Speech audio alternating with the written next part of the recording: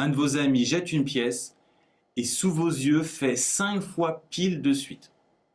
Il vous tend la pièce et vous demande pile ou face. On peut imaginer au moins 3 réponses dont une est juste. La pièce est tombée 5 fois de suite sur pile, c'est pas un hasard, ça doit recommencer. On sait que normalement la pièce doit tomber la moitié du temps sur pile et la moitié du temps sur face, donc elle doit rétablir l'équilibre et tomber cette fois-ci sur face.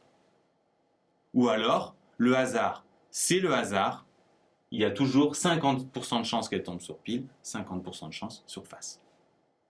Avant de répondre à cette question, on va essayer de comprendre les jets de pièces et se demander quelle est la probabilité de faire pile 2 fois de suite. Pour ça, le plus simple, c'est de construire un arbre qui va nous permettre de visualiser la situation. On a une chance sur 2 de faire pile et une chance sur 2 de faire face. Pour le deuxième jet, même chose, on a une chance sur 2 de faire pile et une chance sur 2 de faire face, qu'on ait fait pile ou qu'on ait fait face. Quelle est la probabilité de faire pile et puis pile? Beaucoup d'élèves ont envie de faire 1 demi plus 1 demi. J'ai gagné 3 € et puis j'ai gagné 5 €. En tout, j'en ai gagné 8. Mais attention, en probabilité, et puis ne se traduit pas par plus. On le voit tout de suite, puisque 1 demi plus 1 demi égale 1, ça signifierait qu'on est sûr de faire 2 fois de suite pile. En probabilité, le bon modèle pour comprendre et puis, c'est le prince charmant. On sait que les filles cherchent un amoureux qui est beau, et puis intelligent, et puis gentil, etc.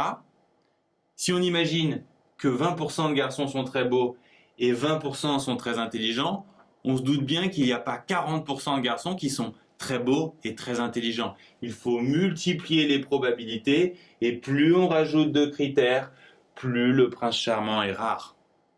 Et puis, en probabilité, ça se traduit par multiplier.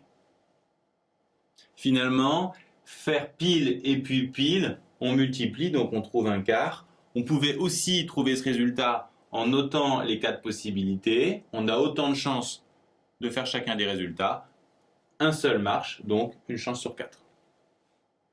Maintenant, quelle est la probabilité de faire 3 fois pile de suite? On peut construire un arbre. Faire 3 fois pile, c'est faire pile et puis pile et puis pile. Maintenant, on sait que et puis, ça se traduit par des multiplications, donc on trouve un huitième. Plus subtil, quelle est la probabilité de faire exactement 2 piles?